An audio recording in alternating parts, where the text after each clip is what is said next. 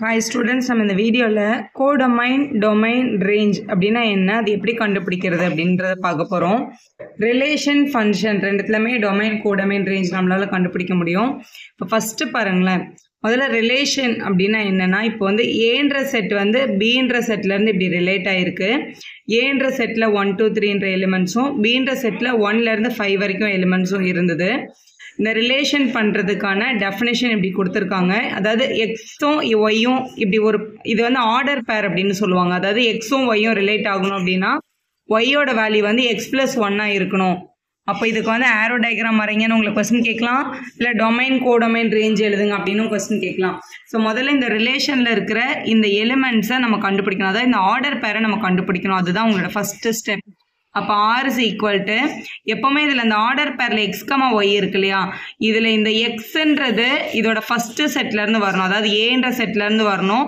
இந்த ஒய்ன்றது இந்த ரெண்டாவது செட்லேருந்து வரணும், அதாவது பீன்ற செட்லேருந்து வரணும். ஒரு ஆர்டர் பேர் கொடுக்குறாங்க, ரிலேஷன் ஏலேருந்து பிக்கு போயிருக்கு அப்படின்னாங்கன்னா முதல் எலிமெண்ட் வந்து இந்த ஏ செட்டோடது, ரெண்டாவது எலிமெண்ட் இந்த பி செட்டோடதுன்னு முதல்ல தெரிஞ்சுக்கோங்க. இப்போ நம்ம கண்டுபிடிக்க போகிறோம். ஃபஸ்ட்டு இங்கே பாருங்கள், ஒரு ஆரோ டயக்ராம் வரையணும் அப்படின்னா நம்மளோட பேசிக் ஒரு செட்டிங், ஒரு ஏன்னு ஒரு செட்டும் பின்னு ஒரு செட்டும். ஏன்ற செட்லேருந்து பீன்ற செட்டுக்கு தான் ரிலேஷன் போட சொல்லியிருக்காங்க. அப்போ இங்கே 1 2 3ன்ற எலிமெண்ட்டும் இங்கே 1 2 3 4 5ம் இருக்குது அப்படின்னு அர்த்தம். எக்ஸாமில் பி டு ஏன்னு கூட கேட்கலாம். அப்படி பார்த்தா பியை தான் முதல்ல வரையணும், ஏவை தான் கண்டிப்பாக நம்ம ரெண்டாவது வரையணும். சரி, வரைஞ்சாச்சு. இப்போ இது ஆர்டர் பேரை கண்டுபிடிக்க போகிறோம். ஃபஸ்ட்டு இந்த எலிமெண்ட் எல்லாமே எக்ஸு, இந்த எல்லா எலிமெண்ட்டும் ஒய். இது எல்லாம் எக்ஸு, இது எல்லாம் ஒய் அப்படின்னு நினச்சிக்கோங்க. முதல்ல எக்ஸுக்கு நம்ம 1 சப்ஸ்டியூட் பண்ணலாம் இங்கே. அப்போ ஒய்யோட வேல்யூ 1 + 1 பண்ண என்ன கிடைக்கும்? 2 கிடைக்கும். முதல் எலிமெண்ட் இங்கே 1 இருக்குது, இந்த 1 எடுத்து இங்கே சப்ஸ்டியூட் பண்ணி பாருங்கன்னு சொல்கிறேன். 1 + 1னா ஆன்சர் என்ன கிடைக்கும்? 2ன்னு கிடைக்கும். அப்போ நம்ம எழுதிடலாம், எக்ஸுக்கு 1ன்னு சப்ஸ்டியூட் பண்ணால் ஆன்சர் 2ன்னு கிடைக்குது அப்படின்னு அர்த்தம். அடுத்து எக்ஸோட வேல்யூ இங்கே என்ன இருக்குது? 2 இருக்குது. எக்ஸுக்கு பதிலாக இங்கே 2 சப்ஸ்டியூட் பண்ணால் 2 + 1 நமக்கு ஆன்சர் என்ன கிடைக்கும்? 3 கிடைக்கும். அப்போ 2, 3ன்றது ஒரு ஆர்டர் பேர். அடுத்த எலிமெண்ட் இங்கே என்ன இருக்குது? 3 இருக்குது. அப்போ எக்ஸுக்கு 3 சப்ஸ்டியூட் பண்ணோம்னா 3 + 1 ஒய்க்கு கண்டிப்பாக என்ன தான் கிடைக்கும்? 4ன்னு கிடைக்கும். இதை நம்ம க்ளோஸ் பண்ணிடலாம்.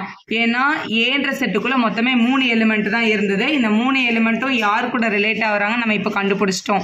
இங்கே 1 வந்து 2 கூட ரிலேட் ஆகிருக்குன்னா இப்படி லைன் போடணும்.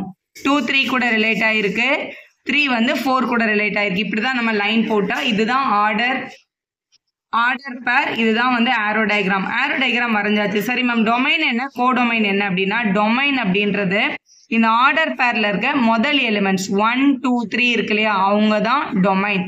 ஸோ டொமைன்ஸ் ஈக்குவல் டு 1 2 3ன்னு எழுதிடலாம். கோடொமைன் அப்படின்றது ரெண்டாவது எலிமெண்ட்டா அப்படின்னு கேட்டால் இல்லை. கோடொமைன் அப்படின்றது உங்களோட ரிலேஷனில் இருக்க உங்களோட ரெண்டாவது செட். அதாவது முதல் செட்டை தான் நம்ம டொமைன்னு சொல்லுவோம், ரெண்டாவது செட்டை தான் கோடொமைன் சொல்லுவோம். டொமைனில் இருக்க எல்லா எலிமெண்ட்டையும் நம்ம சப்ஸ்டியூட் பண்ணி பார்த்துறதுனால எல்லாமே நமக்கு மேக்ஸிமம் டொமைனில் கிடைச்சிரும். ஆனால் கோடொமைன் அப்படின்றது ரெண்டாவது செட்டில் 1லேருந்து 5 வரைக்கும் எலிமெண்ட் இருக்குது. அப்போ 1 2 3 4 5 அப்படின்றது தான் கோடொமைன். அந்த ரெண்டாவது செட்டை ஃபுல்லாக எடுத்து எழுதுனா தான் கோடொமைன். அப்போ இங்கே வர ரெண்டாவது எலிமெண்ட்டுக்கு பேர் என்ன மேம்? 2 3 4, அதுக்கு பேர் தான் ரேஞ்ச். ரேஞ்சில் இங்கே எந்த எலிமெண்ட்லாம் ரிலேட் ஆகிருக்காங்க பாருங்களேன். 2 ரிலேட் ஆகிருக்கு, 3 ரிலேட் ஆகிருக்கு, 4 ரிலேட் ஆகிருக்கு. கோடொமைனில் யாரெல்லாம் ரிலேட் ஆகுறாங்களோ அவங்க மட்டும் தான் ரேஞ்சில் வருவாங்க. அப்போ 2 3 4 அப்படின்றது தான் ரேஞ்சில் வரும். ரெண்டாவது செட்டை ஃபுல்லாக எடுத்து எழுதுனா கோடொமைன், ரெண்டாவது செட்டில் யாரெல்லாம் ரிலேட் ஆகுறாங்களோ அவங்கள மட்டும் எடுத்து எழுதுனா அதுதான் ரேஞ்ச். ரேஞ்ச் எப்பவுமே கோடொமைனோட சப்செட்டாக தான் இருக்கும். சரி, இப்போ ரிலேஷனுக்கும் ஃபங்க்ஷனுக்கும் உள்ள அந்த ரிலேஷன் என்னன்னு பார்த்தீங்க அப்படின்னா, எல்லா ரிலேஷனையும் நம்ம ஃபங்க்ஷன்னு சொல்ல முடியாது. அப்போ எந்தெந்த ரிலேஷன் எல்லாம் ஃபங்க்ஷன்னு சொல்லுவோம் அப்படின்னா, இப்போ எப்படி வந்து நம்ம ரிலேஷன் கண்டுபிடிச்சோமோ அதே மாதிரி தான் கனெக்ட் பண்ணணும். ஒரே ஒரு விஷயம் என்ன அப்படின்னு கேட்டிங்கன்னா, இதை வந்து நம்ம சொன்னோம், இந்த முதல் செட்டில் இருக்கவங்க எல்லாரையும் டொமைன்னு சொல்ல சொன்னேன், ரெண்டாவது செட்டுக்குள்ளே இருக்கவங்க எல்லாரையுமே நம்ம கோடொமைன் அப்படின்னு சொன்னோம். இதில் கனெக்ட் ஆகிறவங்களோட பேரை ரேஞ்சுன்னு நம்ம சொல்லியிருந்தோம் இல்லையா. எந்த ரிலேஷன் வந்து ஃபங்க்ஷனில் வரும் அப்படின்னா 2 முக்கியமான கண்டிஷன். முதல் கண்டிஷன் என்னன்னு கேட்டிங்கன்னா, டொமைனில் இருக்கவங்க எல்லாரும் கண்டிப்பாக கனெக்ட் ஆகிருக்கணும். இங்கே கனெக்ட் ஆகாமல் எலிமெண்ட் இருக்கக்கூடாது. அதான் கனெக்ட் ஆகாம எலிமெண்ட் இருக்காதே மேம். எல்லா நம்பரும் தான் நம்ம சப்ஸ்டியூட் பண்ணி பார்த்துருவோமே. கண்டிப்பா சப்ஸ்டியூட் பண்ணி பார்த்துருவோம். இதுக்கு ஒரு எக்ஸாம்பிள் சொல்லணும் அப்படின்னா, இப்போ for example F of X is equal to 1/xன்னு கேள்வி கொடுத்துருக்காங்கன்னு வச்சுக்கோங்களேன். இப்போ நான் எக்ஸுக்கு நான் 0 நீங்க ஒரு எலிமெண்ட் இருக்கு அப்படின்னா இந்த இடத்துல 0 போட்டால் நாட் டிஃபைன் ஆயிடும். அப்போ 0 இங்க கண்டிப்பா கனெக்ட் ஆகாது. 0க்கான இமேஜ் அங்கே இல்லை அப்படின்னு தான் அதுக்கு அர்த்தம். அப்போ அதை வந்து நம்ம என்னன்னு சொல்லுவோம்னா நாட் அ ஃபங்க்ஷன் சொல்லிடுவோம். ஸோ முதல் condition all the elements should be connected அப்படின்றதா முதல் கண்டிஷன். ரெண்டாவது கண்டிஷன் என்னன்னா எந்த ஒரு எலிமெண்ட்ல இருந்தும் 2 லைன் போகவே கூடாது. இந்த மாதிரி ஒரே எலிமெண்ட்டுக்கு 2 இமேஜ் இருந்தாலும் அதை வந்து என்னன்னு சொல்லிடுவாங்க, நாட் அ ஃபங்க்ஷன் அப்படின்னு சொல்லிடுவாங்க. ஸோ இதை வந்து எப்படி ஈஸியாக ஞாபகம் வச்சுக்கலாம் அப்படின்னா, இங்க இருக்கிறவங்க எல்லாரையும் சைல்டுன்னு ஞாபகம் வச்சுக்கோங்க. இங்க இருக்கவங்க எல்லாரையும் மதர் இந்த சென்ஸ் உமன் அப்படின்னு எடுத்துக்கலாம்.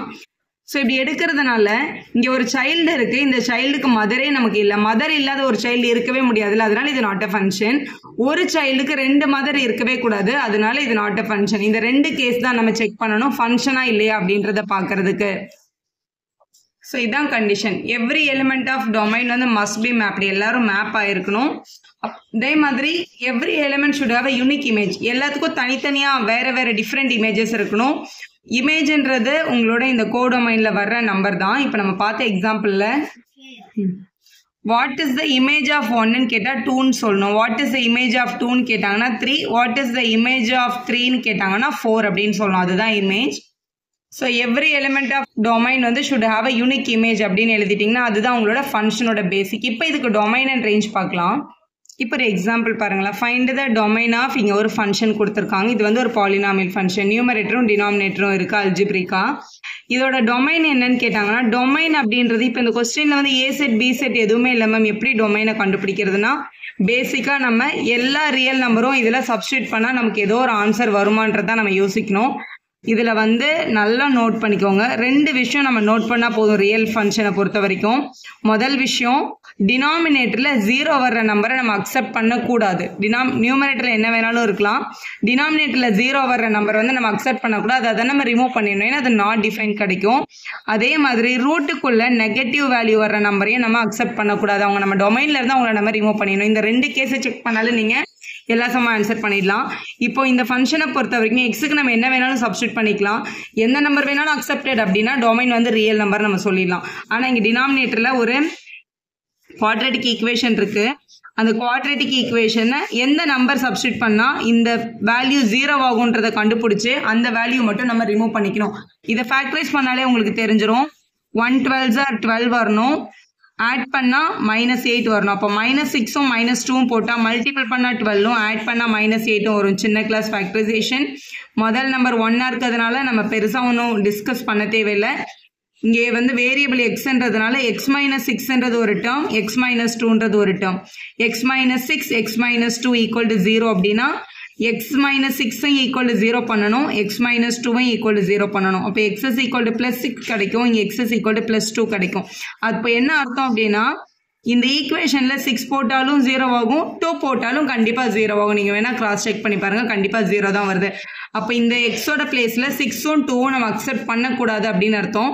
இப்போ வாட் இஸ் த டொமைன் அப்படின்னு கேட்டிருந்தாங்க இல்லையா, நம்ம ஒரே ஸ்டெப்ல நம்ம ஆன்சர் எழுதிடலாம் இதை.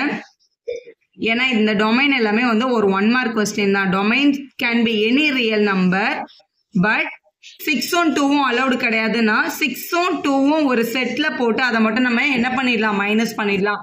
ஒன்று நீங்கள் இப்படி எழுதலாம், இல்லை நீங்கள் ஸ்டேட்மெண்ட்ல கூட எழுதிக்கலாம். Any real number accept 6 and 2 அப்படின்னு கூட நீங்கள் எழுதிக்கலாம். டினாமினேட்டர் 0 வர்ற நம்பர்ஸை மட்டும் நம்ம என்ன பண்ணிக்கிறோம், ரிமூவ் பண்ணிக்கிறோம்.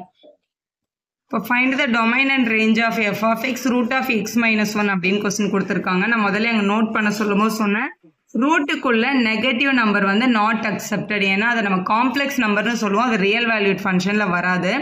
அப்போ இதோட டொமைன் என்னன்னு கண்டுபிடிக்கணும்னா, எக்ஸுக்கு பதிலாக என்ன நம்பர் வேணாலும் சப்ஸ்டியூட் பண்ணால் ரியல் நம்பர் வருமா அப்படின்னா கிடையாது. ஏன்னா ரூட்டுக்குள்ள இதில் நெகட்டிவ் நம்பர் வரதுக்கு நிறைய பாசிபிலிட்டி இருக்கு. அப்போ எக்ஸுக்கு என்னென்ன நம்பர்லாம் சப்ஸ்டியூட் பண்ணால் இது நெகட்டிவ் வேல்யூ வருமோ அந்த நம்பர்ஸை நம்ம டொமைன்ல அக்செப்ட் பண்ணக்கூடாது, அவங்கள நம்ம ரிமூவ் பண்ணிடணும். நான் இங்கே வந்து ஒரு நம்பர் லைன் வரைஞ்சிக்கிறேன். இப்போ இந்த இடத்துல நான் 1 சப்ஸ்டியூட் பண்ணுறேன்னு வச்சுக்கோங்களேன். 1 - 1 என்ன வரும், 0 வரும். 0ன்ற நம்பர் அக்செப்டட் தான், ஏன்னா 0 இஸ் அ ரியல் நம்பர்.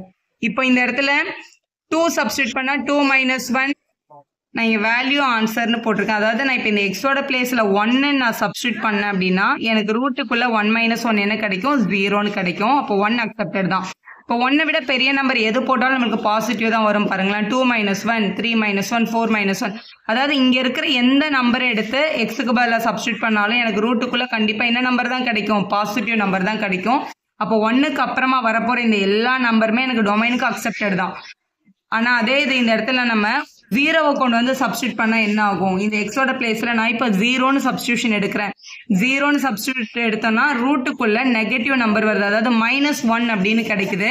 -1ன்றது ஒரு நெகட்டிவ் வேல்யூ. ரூட்டுக்குள்ள நெகட்டிவ் வேல்யூ வந்தால் இதை நம்ம ஆக்சுவலாக காம்ப்ளெக்ஸ் நம்பர் அப்படின்னு சொல்லுவோம். அப்போ நம்ம அதை அக்செப்ட் பண்ணக்கூடாது. அப்போ 1ல இருந்து தான் நம்ம என்ன பண்ணிக்க முடியும், வேல்யூவை அக்செப்ட் பண்ணிக்க முடியும். ஏன்னா 1 போட்டால் தான் ஆன்சர் வந்து 0ன்னு கிடைக்கும்.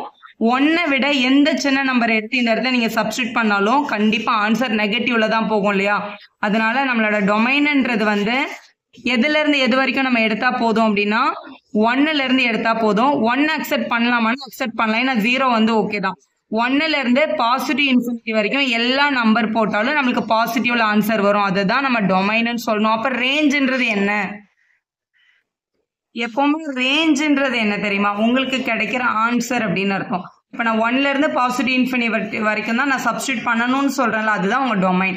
ரேஞ்சுன்றது உங்களுக்கு கிடைக்க போற ஆன்சர்னா ஃபார் எக்ஸாம்பிள் நான் இப்போ இங்கே 1 சப்ஸ்டியூட் பண்ண எனக்கு ஆன்சர் என்ன வரும், 0 வரும். 0 விட சின்ன நம்பர் கிடைக்கிறதுக்கு ஆன்சருக்கு வாய்ப்பே இல்லை. அப்போ முதல் சின்ன நம்பரே 0 தான்.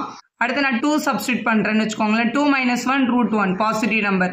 திருப்பியும் 3 சப்ஸ்டியூட் பண்ணலாம். 4 என்ன பண்ணாலும் என்னோட ஆன்சர் வந்து பாசிட்டிவ்ல தான் கிடைக்கும். அப்போ 0ல இருந்து பாசிட்டிவ் இன்ஃபினிட்டி வரைக்கும் எந்த ஆன்சர் வேணாலும் எனக்கு கிடைக்கும். எப்பவுமே இன்ஃபினிட்டி சைடு வந்து ஓப்பன் பிராக்கெட் தான் போடணும்.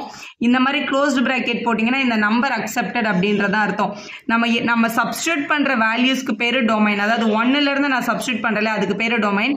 எனக்கு ஆன்சர் கிடைக்குதுல்ல, எனக்கு 0ல இருந்து எனக்கு ஆன்சர் கிடைக்க ஆரம்பிக்குது, அதுக்கு பேரு தான் ரேஞ்ச். எக்ஸுக்கு நீங்க சப்ஸ்டியூட் பண்ற வேல்யூ டொமைன், உங்களுக்கு கிடைக்கிற ஆன்சர் ரேஞ்ச். அதுதான் அதோட பேசிக். வீடியோ பிடிச்சிருந்தா ஒரு லைக் போடுங்க, உங்க ஃப்ரெண்ட்ஸ்க்கும் ஷேர் பண்ணுங்க. Subscribe channel for more videos.